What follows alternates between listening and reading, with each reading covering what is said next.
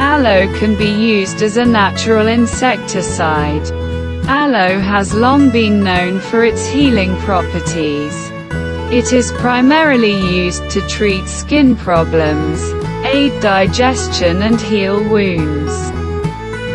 But researchers have found one more useful property of the plant. Leftovers after squeezing the desired juice are treated as waste, and as reported by scientists, can be used as a natural insecticide. Aloe vera, has been used for thousands of years to treat skin ailments and wounds, and to support the digestive system.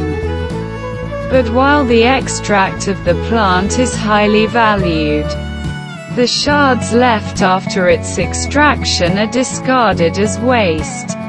However, scientists report that they can repel insects by acting as a natural insecticide.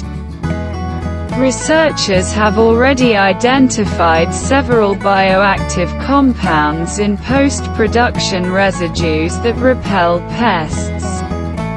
Millions of tons of aloe peels are thrown away every year around the world. We wanted to show that they could be useful, says lead author Dr. DaBCs Bandyopadhyay.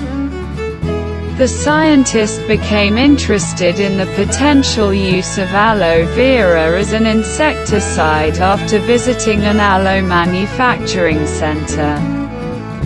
He noticed that the insects avoided the leaves of the aloe plants growing there, but were not disturbed by other plants. He returned with samples of the useless leftovers to his laboratory. And his goal was to develop a natural pesticide that could help farmers in areas where insects pose a serious threat, such as parts of Africa, the Americas and India. Some home gardeners have already started using aloe vera gel as an ingredient in a natural pesticide mix along with onions and garlic, but they don't always use the peels. And scientists from the University of Texas Rio Grande Valley took this post-production waste under the microscope. First, they dried the loot, and then produced various extracts on its basis, e.g. by adding to them hexane, dichloromethane, DCM, methanol and water. The team previously reported that the hexane extract contained octocosan, a compound known for its anti-mosquito properties. In the new experiments, the DCM extract showed much higher insecticidal activity against agricultural pests than the hexane extract, so the researchers wanted to analyze it further. Using advanced techniques, they detected more than 20 compounds in aloe vera waste, many of which had antibacterial, antifungal or other potential health benefits.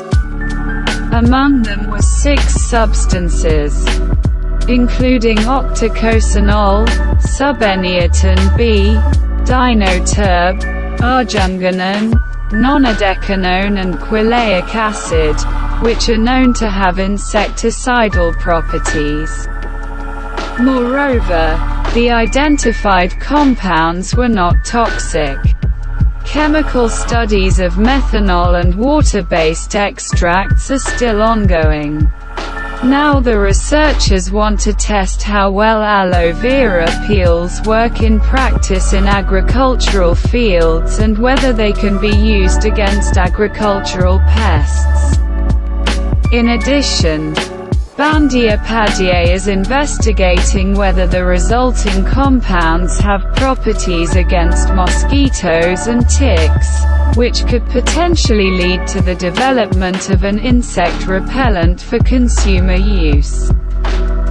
By creating an insecticide that does not contain dangerous and poisonous synthetic chemicals, we can help agriculture. But if aloe vera peels show good anti-mosquito or tick effects, we can also help the general public, argues Bandyopadhyay.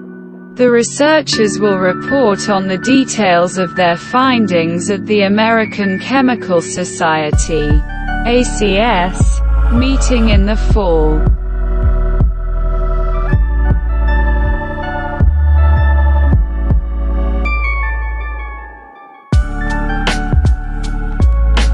A singularity in the plant world.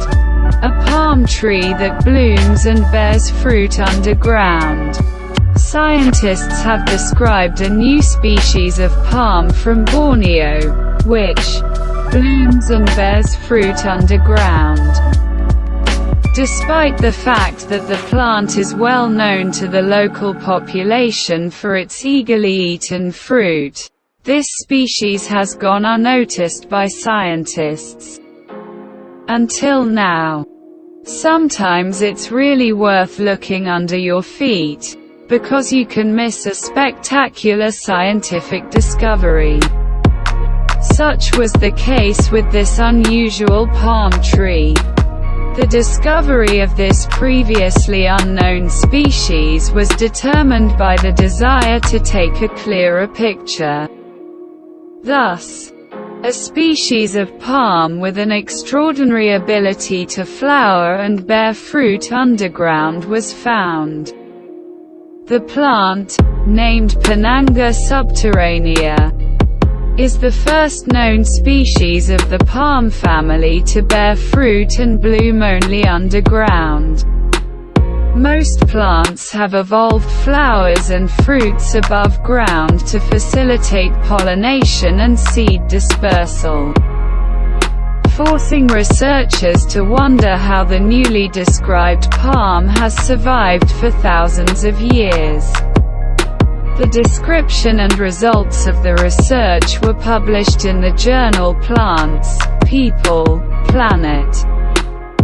This unusual palm is located in Borneo. On the island alone, there are about 300 different species of palm trees, and over 2,500 species are known to scientists around the world.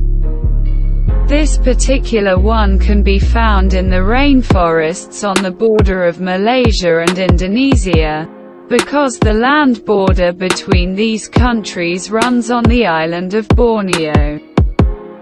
The plant is well known to the local population, who, moreover, appreciate its sweet and juicy, bright red fruits. But the scientific world remained unaware of its existence for a long time. It seems that the first scientist to notice it was the Malaysian botanist Paul Chai. The researcher came across it when he visited the Lanyak on Timau Reserve in 1997. Several such palms were also observed in 2017 by Indonesian researcher Agusti Randi. The place where he found them looked as if one of the palm trees had been dug up by wild pigs. The rest were partially eaten or trampled by other wild animals. Scientists from various countries, including Malaysia and Indonesia, of course, but also representing the Royal Botanic Gardens, RBG, decided to join forces to learn more about this previously unknown species of palm. As Benedict Kuhnhauser from RBG admitted, if not for the information from Paul Chai, The researchers would probably just pass by this plant without paying attention to it. Anyway, he also found it by chance, wanting to take a good picture of a young palm tree. Pushing aside the leaves, he noticed the fruit beneath them. There's a good reason to want to take a closer look at it. Both the fruits and flowers of Pinanga subterranea appear mostly hidden underground. Therefore, it initiated a new family of palms called Aracaceae. And the second part of its name refers to its unusual specificity and comes from the Latin word for the underground.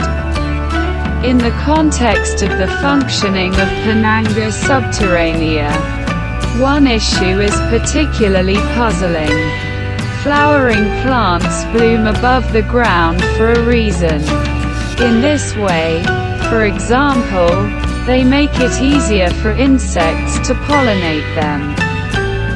And then it is also easier for her to spread the seeds.